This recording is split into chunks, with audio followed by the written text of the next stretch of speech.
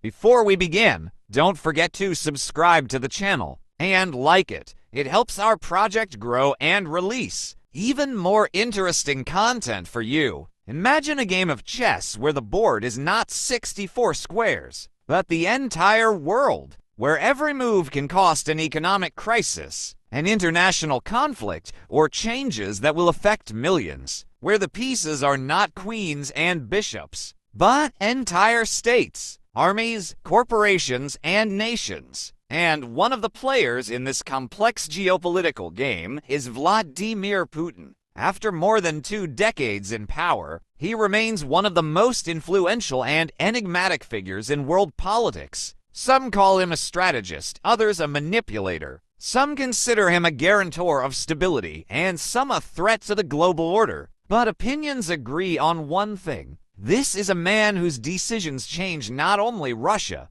but the very architecture of international relations. Since the beginning of his presidency, Putin has gone from attempts at integration with the West to outright confrontation. His style is not to succumb to external pressure, but to rely on strength and sovereignty. In 2025, his political line still causes heated debate. But one thing is certain, it is a course built on calculation, precision, and an intuitive understanding of strength. Now, when the world is on the brink of a new Cold War, and old alliances are collapsing or transforming, Putin is becoming a symbol of the era of post-liberal politics, where the interests of states, rather than the principles of globalism, dictate the agenda, where not compromises, but a show of force become the basis of diplomacy. Who is he? A long-range strategist, trying to preserve the independence of his country, or a politician whose ambitions threaten to disrupt the world order? This question remains open,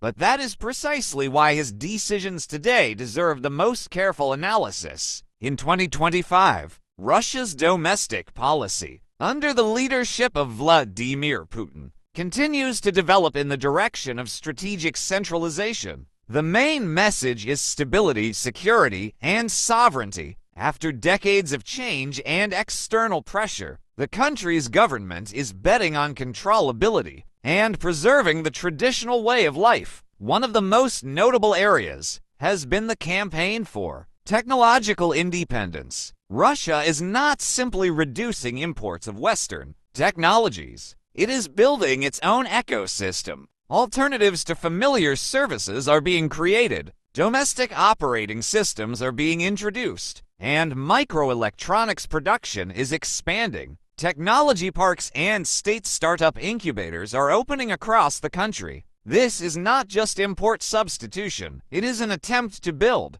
technological sovereignty from scratch. Education policy has also changed significantly. In 2025, the National University of the Future program was launched. Its goal is to train personnel for strategic industries, including AI, space, defense, and the agro-industrial complex. Universities receive grants, the best students receive scholarships, and teachers receive the status of national mentors. Particular attention is paid to demography, against the backdrop of falling birth rates and internal migration. The authorities are introducing measures to support families, housing subsidies, access to medicine and education, employment programs for parents with many children. The idea of smart cities is developing centers of attraction for young people from the regions, where comfort is combined with a high level of employment. At the same time, control over the information space is being strengthened. The internet and media are regulated more strictly than ever. Federal news and social media platforms are being created. The state positions this as protection from fakes and outside interference. But critics call what is happening an attack on freedom of speech. The transformation of local government also continues. The consolidation of municipalities, the digitalization of bureaucracy, and a new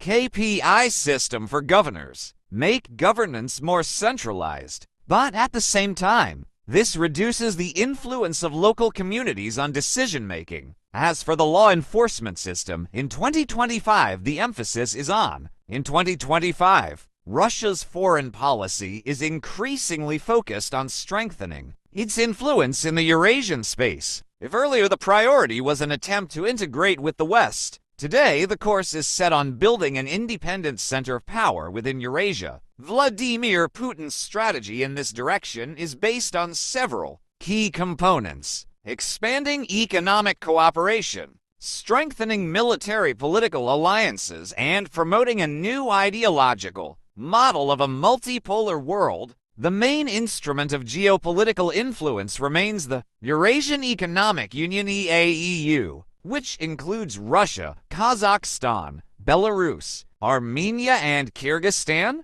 In 2025, active negotiations are underway on the accession of Uzbekistan and Tajikistan on special terms. Russia is proposing new formats of economic integration, from the creation of a digital currency of the Union to a common industrial complex in the field of energy and defense. China is becoming one of the most important partners, despite competitive moments. Moscow and Beijing maintain fundamental agreement on key issues: the inadmissibility of Western hegemony, the priority of national sovereignty, and strengthening strategic autonomy. The countries conduct joint exercises, synchronize foreign rhetoric at international forums, and launch infrastructure megaprojects, including the expansion of the transport corridor through Siberia and the Arctic. Particular attention is paid to the Arctic. Russia is actively developing the infrastructure of the Northern Sea route, building new icebreakers, modernizing ports, and logistics. The Arctic region is seen as a key element of future transport and resource independence. In 2025, the Northern Logistics Hub project was launched in Murmansk, which will become an entry point for cargo from Asia to Europe, bypassing traditional routes. In the Middle East, Russia continues its course towards a political and military presence. Ties with Iran, Syria, Egypt, and Saudi Arabia are strengthening. Moscow acts as a mediator in regional conflicts, actively promotes arms contracts and technology exports. In 2025, new agreements were signed with Tehran on the supply of defense systems and cooperation in the energy sector. Soft power deserves special attention through educational exchanges, cultural programs, and information resources. Russia strengthens its image in the CIS countries, Southeast Asia, and Africa. Russian language media hubs are being created. Branches of leading universities are opening. Grants for education and internships in Russia are being implemented. This strategy allows for the formation of a stable, loyal information and personnel space. Ideologically, Putin promotes the concept of a sovereign civilization. Russia is positioned as an alternative to Western globalism, a country where state interests, traditional values, and security are placed above liberal dogmas. This concept resonates with countries tired of Western pressure and looking for new development models. Thus, Russia's foreign policy in 2025 is a powerful multi-vector project. On the one hand, this is a response to sanctions and international isolation. On the other, it is an attempt to build a new geopolitical world where Russia plays one of the central roles. This is a strategy in which geography, energy, culture, and ideology are intertwined into a single system of national interest. In 2025, Russia's defense strategy remains one of the highest priorities of state policy. Vladimir Putin is betting on military independence and technological superiority, especially against the backdrop of an unstable international situation and the ongoing conflict in Ukraine. The army is seen not only as a guarantor of physical security, but also as an instrument of foreign policy pressure and a demonstration of force. One of the central elements of the strategy remains the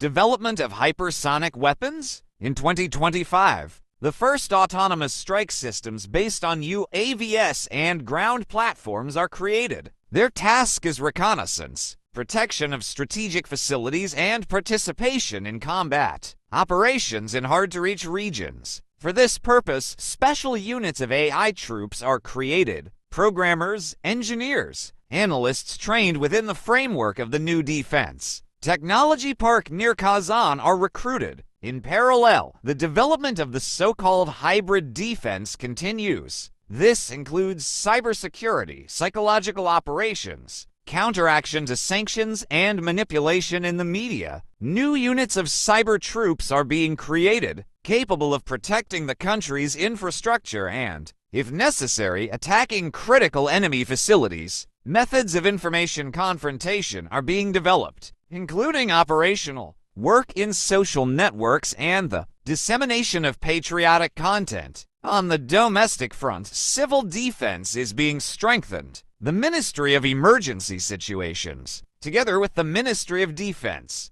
is conducting large-scale exercises from nuclear threat scenarios to natural disasters. Bomb shelters are being upgraded, warning systems are being deployed, and regional response centers are being created across the country. This is being done both in the event of external aggression and in the context of growing man-made risks and climate change. International military ties are also expanding. Despite sanctions and diplomatic isolation, Russia is conducting joint exercises with China, Iran, and the CSTO countries. Security forums are being organized in the Far East and Central Asia, with the participation of both the military and representatives of the special services and defense industry. Thus, in 2025, Russian security policy is a combination of a show of force, technological progress, and strategic calculation.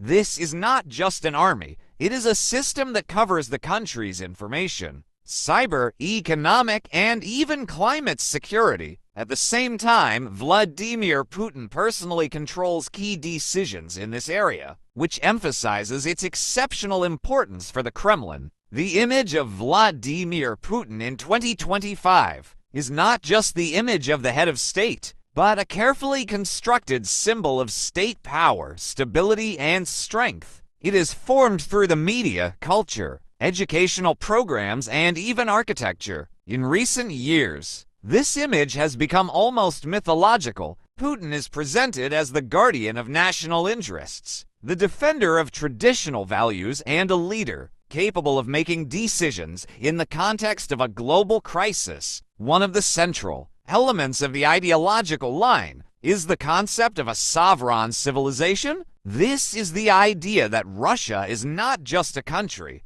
but a unique cultural and historical model opposed to Western liberalism. Within the country, it is presented as an alternative to the vague values of globalism, where everything is subordinated to the market and political correctness. In this paradigm, Russia is a support for those nations that want to preserve their identity. Putin is constantly present in the media. He is a participant in events who personally delves into details, controls the situation, communicates with the people. The format of direct lines, interviews with ordinary Russians, shots with animals, children, and the elderly are especially actively used. All these elements form the image of not only a powerful leader, but also one of our own, a person close to the people. State TV channels, documentaries, and feature series work to strengthen the patriotic narrative. Multi-part projects about Russian history, great victories, and national heroes are launched. Cartoons for children are created, which convey ideas of respect for the motherland, family, and the military from an early age. Putin's image is actively exploited in visual culture, from portraits in schools and government agencies to memes and souvenirs. A new phenomenon is emerging: digital ideology. The official understanding of history, culture, and politics is spread through social networks, online courses, YouTube channels, and TikTok formats. Orthodoxy plays an important role. In 2025, the union of church and state is strengthened. New churches are opened. Priests participate in public debates. Church holidays become part of the state agenda. All this makes the ideology not only state, but also spiritual. Putin regularly participates in church services, and emphasizes the importance of traditional morality as the foundation of society. The image of an external enemy is another element of the ideological foundation. In the Kremlin's rhetoric, the West is presented as a force seeking to destroy the foundations and impose alien values. This justifies many internal measures, from control over the media to strengthening the powers of the security forces. The ideology of security is becoming part of the national identity. At the same time, despite the strict control, there is room for soft power in the ideological system. The state actively promotes Russian culture abroad, creates cultural centers, supports Russian language schools and universities. The idea of the Russian world is propagated, a cultural space united by language, history, and common values. Thus, in 2025, Putin's image and the ideology of the state are a complex system that includes media technologies, upbringing, education, religion, and culture. All this is aimed at forming national unity, supporting the authorities, and strengthening sovereignty. In this system, Putin is not just a politician, but a symbol of an era in which the state is becoming the center of all meanings. Despite the scale of the strategies, confidence in the course, and support of a part of the population, Vladimir Putin's policy in 2025 faces serious challenges, both domestically and internationally. The contradictions between the official narrative of stability and real socio-economic problems are becoming increasingly noticeable. Within the country, one of the main problems remains social inequality. Despite the growth of GDP and the development of individual industries, the gap between the regions and the capitals remains, and in some cases, deepens. While Moscow and St. Petersburg are developing infrastructure, digital services, and receiving support from investors, remote regions suffer from an outflow of youth, a shortage of personnel, and a decline in the social sphere. This causes irritation, which does not always reach the level of mass protest, but forms internal frustration.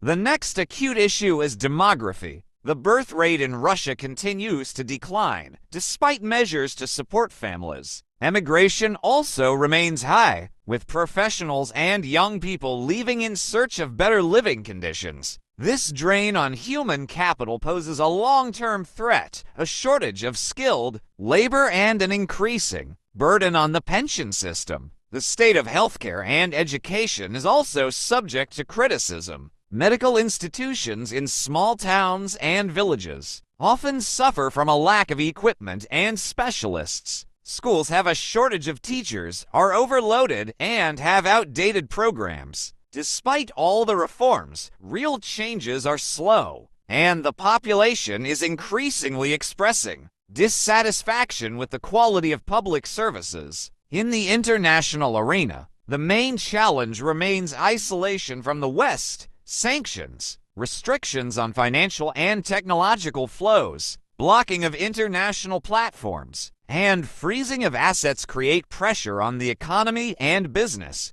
Alternative partners, China, Iran, India, help to partially compensate for losses, but cannot completely replace Western markets and technologies. This creates a development ceiling in high-tech and investment-dependent industries. Internal distrust is also becoming an important factor in instability. The level of support for Putin remains high, but it is not monolithic. Young generations who grew up in the conditions of the internet and the global world are more often skeptical about the official agenda. Increased censorship, restricted access to foreign resources, and repression of dissenters are causing a wave of criticism on social networks and among the intellectual elite. Climate change is also having an impact on the country. Russia is increasingly faced with extreme weather events, forest fires, floods, abnormal droughts. This leads to the destruction of infrastructure, rising food prices, and requires the state to spend enormous amounts of money to eliminate the consequences.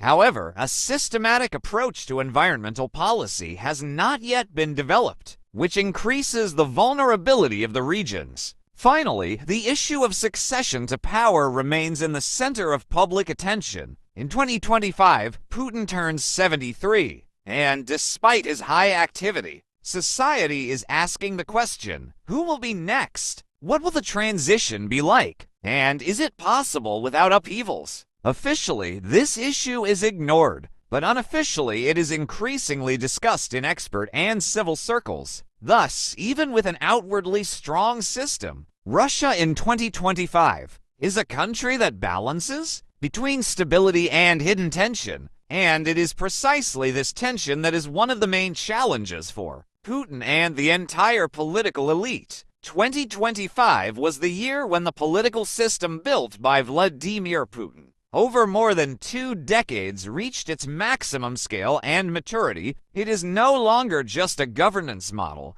it is a holistic ideology, economic strategy, military doctrine, and cultural code formed around the figure of one person. Putin today is not only a president, but also a symbol of an entire era. He is associated with stability during periods of instability, with decisiveness under pressure, and with the idea of a strong state as a counterweight to global chaos. Support from a portion of the population remains high precisely because he is associated with predictability in an unpredictable world. However, this stability has its price. The more the system depends on one leader, the higher the risks of any failure. And right now, despite external power, Russia finds itself at a point of the most difficult balance between stability and stagnation, between national sovereignty and international isolation, between traditions and the need for renewal. The system built by Putin effectively copes with external threats, but its internal strength depends on the ability to adapt. Russia's future will depend not only on the strength of the army and the volume of resources, but also on how flexibly and promptly the country can respond to internal challenges, demographic, economic, educational, technological. At the same time, Vladimir Putin continues to demonstrate political energy and managerial acumen, personally controlling key areas. His style does not change. Minimal concessions, maximum control, a focus on strategic thinking and patient waiting. The only question is how long this model can exist without large-scale reforms, and who or what will be its next stage. After all, even the most thoughtful chess game sooner or later comes to an end. And in this final, not only the pieces, but the board itself may change. Russia in 2025 is a country that continues to play by its own rules. A country where every decision has consequences and every word has weight. And as long as Vladimir Putin remains at the helm, the course is clear: security, strength, sovereignty. But what will happen next remains the most important and open question. If you found this interesting, like it, subscribe to the channel, and share this video. In the comments, write whose political strategy you would like to analyze in the next episode.